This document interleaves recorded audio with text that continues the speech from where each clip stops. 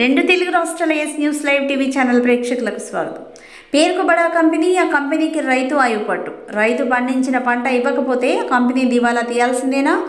ఐటీసీకి సంబంధించిన దళారుల ముసుగులో ఉన్న వెండర్లు చేసే తప్పులు వల్లనే స్థానిక జామాయిల్ సుబాబుల కర్ర రైతులు నష్టపోతున్నారా? అటు ఆ కంపెనీకి వెండర్లకు మధ్య ఓ లారీ తిమింగళంగా దోచిన కాడికి మింగుతూ మెటీరియల్ ముసుగులో ఉందా? ఈ తిమింగలం చేసే పనికి ఇంటర్నేషనల్ స్థాయిలో నెంబర్ 1గా ఉన్న కంపెనీ కూడా నష్టాల్లోకి పోతుందా?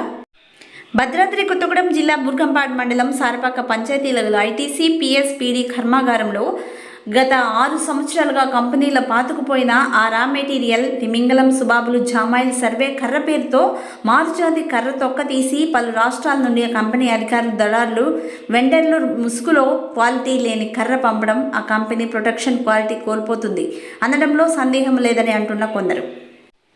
కంపెనీ నష్టాలలో కూరుకుపోతే ఆ ప్రభావం కంపెనీలో పనిచేసే ప్రతి ఒక్కరి మీద పడుతుందా? ఆంధ్ర రాష్ట్రంలో కొంతమంది వెండర్ల వాళ్లకు అనుకూలమైన ప్లేస్లను సుమారు 15 నుండి 20 తొక్క తీసే మిషన్లు పెట్టి మారుజాతి కర్ర సుమారు టన్నుకి 2,000 రూపాయలు ఖరీదు చేయని మారుజాతి నల్లమద్ది, అగ్గిస్కు, తురాయి, తుమ్మచామ, వేప, గిడ్డిపుల్ల, పలు రకాల పేపర్ క్వాలిటీ రాని కర్రలను పంపిణీతో ఆ వెండర్లను సదరు కంపెనీలో ఉన్న భారీ తిమింగలానికి ఒక లారీకి సుమారుగా 20,000 తిమింగలాలు ఉన్నాయని ఆరోపణలు వినిపిస్తున్నాయి.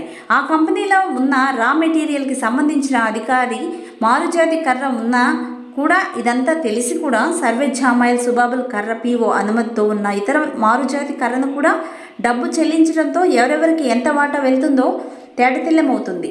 పేరుకు సర్వే కర్ర అని ఓపీ ముసుగులో ఫారెస్ట్ అధికారుల కళ్ళు కప్పి కంపెనీ ప్రతిరోజు 5 నుంచి 10 లారీల వరకు రవాణా చేస్తున్నారనే ఆరోపణలు.